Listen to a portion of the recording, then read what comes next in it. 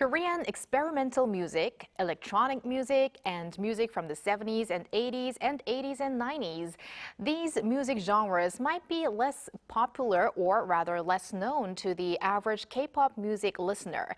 In today's Hallyu People, we will have a chat with someone who is familiar with these. We are now connected to Curtis Cambou, a record shop owner in Seoul, Korea. Hello, Curtis. Hi, Curtis. Hi. Hi.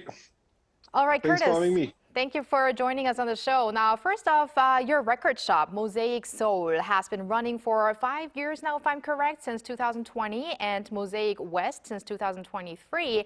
And they are home to thousands of LPs or vinyl records. So please, first off, tell us a bit about the stores. Yeah, so we're a company specialized in importing second-hand records. So we're mostly focusing on original jazz, soul pressings, and stuff that are quite hard to find. And we import records from everywhere on earth, like it could be Africa, Brazil, the US or Europe. So yeah, quite broad. We also do carry a selection of local stuff, things we consider being interesting musically speaking. So yeah, and I have two shops. So one is in the Shindang area and the other is in Sangsu. And both have a bit of a different kind of specialty. The Shindang one has a specialty in the 60s to the 80s, soul, jazz, and world. And the second shop is more focused on like 80s and 90s music. So it goes from hip hop to alternative rock, house, techno, and yeah, anything that is quite difficult to find right now in Korea. Yeah. And based on the vinyls that we see behind you, I believe you are currently at one of the stores. Which one are you currently at, Curtis? No, I'm in the office. So in the office, that's, okay. That's a small part of our online stock. Oh, I see. So yeah, we have a big office warehouse. So Curtis, I would like to know what kind of people do visit your shop and for what reasons? I mean, we heard in recent years there's been a retro trend, and maybe that has also contributed to the interest in people purchasing more of these LP records. What do you think? I think there's been definitely a trend, but it's just the funniest way to consume music, I reckon. Like sound-wise as well is the most dynamic form that has never been created so far.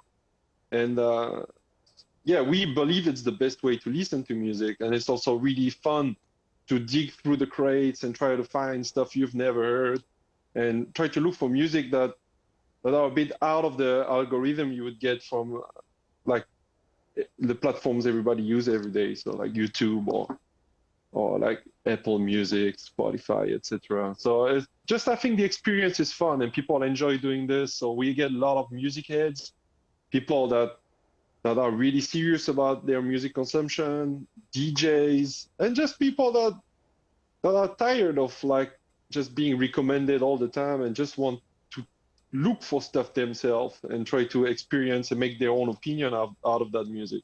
Right. Although it is something from the past for many newer generations, it is actually a new experience for those generations as well. Because you realize that recently a lot of people, including me, are listening to music on streaming platforms, right? So going to the shop, looking for that specific music will be very, very interesting. And so Curtis, you are running 2 record shops. Along with these 2 record shops, you're also doing a record label. So please tell us about the record label that you're running as well. Yeah, I've been a bit quiet on that side for the past few years, but I used to run 2 labels, and one is called Dehan Electronics. I was focusing on kind of like rediscovering music from Korea that would be a bit out there, a bit different. So things that are mostly experimental, like electronic music, things that are like avant-garde jazz, things that are drone, like stuff that people would not even think have existed here. So I was looking for that kind of records, and I was quite lucky enough to find some very interesting albums, and then I had the opportunity to reissue them and work on these projects. So it was a lot of fun. And Curtis, you are from France originally. Yep. And what got you actually into Korean music, we would like to know, especially genres that are maybe even unfamiliar to many Koreans, as you mentioned, experimental music as well as electronic music. Also, Korean jazz might also be very new Yep. to many people. So how did your interest start? Was pretty naturally done. I haven't been looking for. I mean, it wasn't because it was Korean. It's just I happened to live here, and I was just interested in looking for stuff that people didn't know. I find it so really fun to just look for stuff that are unexpected and made by people that had perhaps a different vision of things, that were a bit more forward thinking, and that were just not following the trend, but trying to kind of express what they felt like doing at that time, which I think makes more sense. And in Korea particularly, you had a very tight governmental control over the music releases for a long period of time. And the imports of like foreign records was very difficult, or even illegal until the almost 90s for some countries. So there were not really so much exposure to different kind of music. So that's where you find it even more interesting to get guys that were doing things that even for foreign point of view was very avant-garde and very forward-thinking. So just looking for this stuff and finding them was just a lot of fun and very surprising, and yeah. So you've talked about, interesting. And you've talked about these different genres. Now, for people who may not be familiar with the genres, please tell us about the characteristics of these genres and also what differentiates them from other, kind of music, similar music in France or even other countries. It's not like a genre that was not existing abroad neither. It's just an approach to that kind of music that is very much related to that particular person. So if that individual was successfully making something that had enough depth and enough musicality to it, it would create something a bit special. I mean, there was not like a sound proper to Korea on that side of things. So the kind of stuff I was looking for, mostly ambient, as I said, avant-garde music, anything that had like sort of like fusion between maybe some traditional elements and more like jazz and stuff like this. That was just kind of a crossover. So yeah, they were just particular, but there's nothing that was enough to make it like a local related scene or like community. There was none of that. It's just individual that were having great ideas. They were very independent in their creation. So yeah, it's just different. Like in France. In France, we get a lot of that kind of music as well, but it's just all over the place. They all have their own style. I can't really point out one characteristic, to be honest. It is probably difficult to point out the characteristics, Curtis, but would you have some recommendations of specific maybe records or singers for international music listeners who would be interested in Korean experimental or avant-garde music and so forth? With pleasure. So the first record I've prepared here is this one. It's from a guy called Song Myung-kwan. And so he made that album in 1988. He's an amazing person. I've had the chance to meet him, and we are actually working on reproducing this record. So we will release it through a label in Australia. So we are kind of like building up the history behind this album and trying to make a good explanation of how this happened.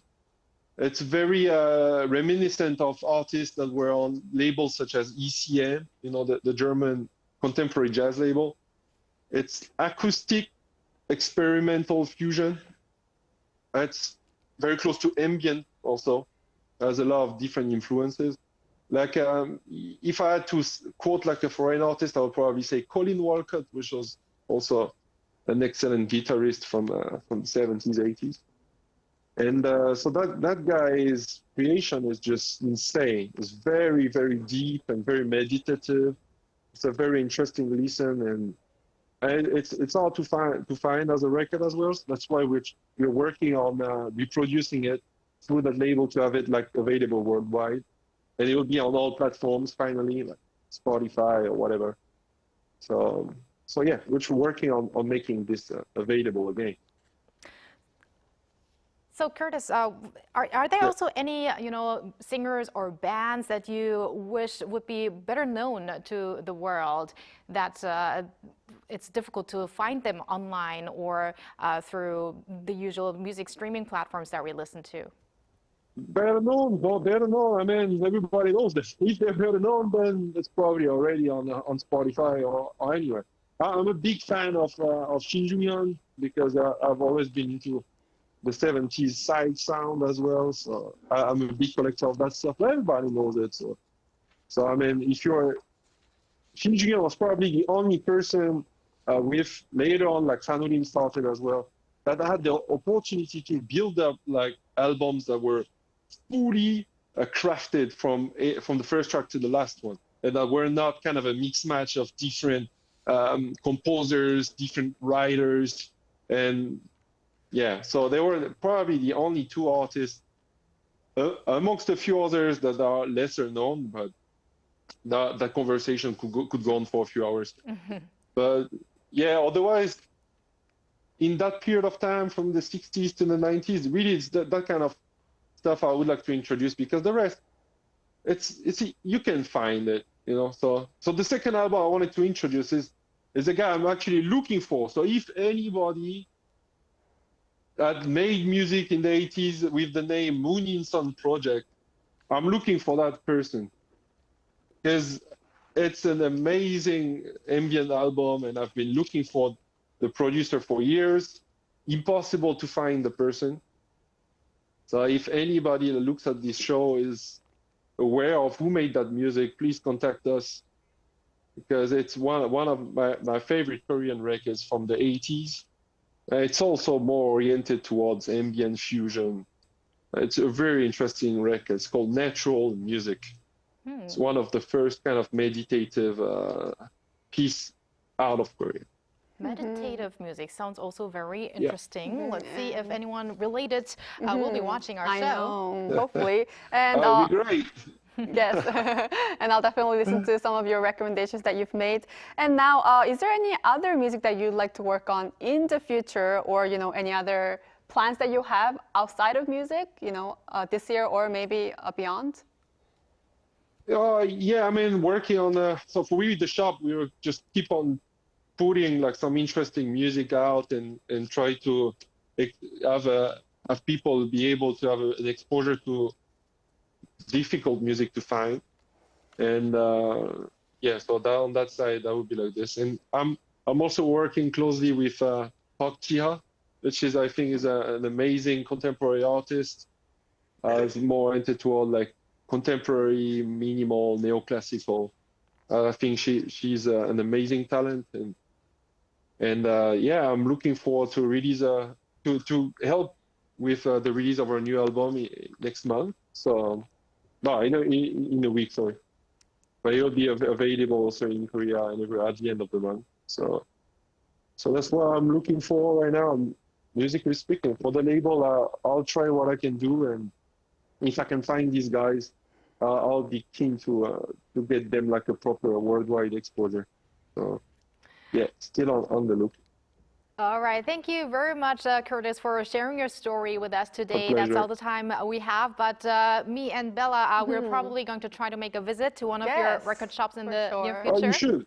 Always welcome. All right. Thank you very much. Thanks a lot. And thank you, Bella, as always. We'll see you back here tomorrow. Yes, I'll see you back tomorrow.